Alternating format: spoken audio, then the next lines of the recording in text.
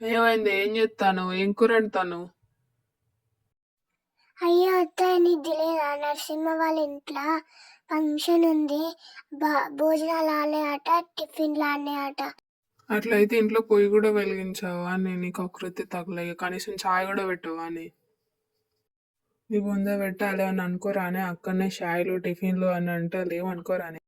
అయ్యో అత్త వాళ్ళ ఫంక్షన్కి పిలిచిండ్రు, నీకేం కావాలి? చాయ్ కావాలా, ఆ, అన్నం కావాలా? నేను తెచ్చి పెడతా. అంటే నా కొడుకు సర్ది కూడా వాళ్ళే తెచ్చి తిండి పెట్టినావా అని ఇంట్లో పొయ్యి కూడా వెలిగించాలి అని నీ దుంపదేగా. ఎందుకే ఇట్లా చేస్తాను? మనం కూడా గిట్లా ఫంక్షన్ పెట్టుకుంటే వాళ్ళు కూడా మన ఇంటికి వస్తే అప్పుడేం చేస్తావు? అప్పుడు కూడా గిట్లనే చేస్తావా అని మనం ముఖాలు ఏడబెట్టుకో. అయ్యో అత్త ఎందుకట్లే చెప్తాను అత్త. పొద్దున్నే చాయ్ చాపత్తా ఆయిల్ ఎంత అలా చేసినా తెలుసా నీ?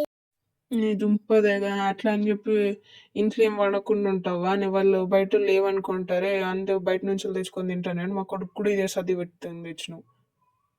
మస్తు ఆదా చేసినావు కదా.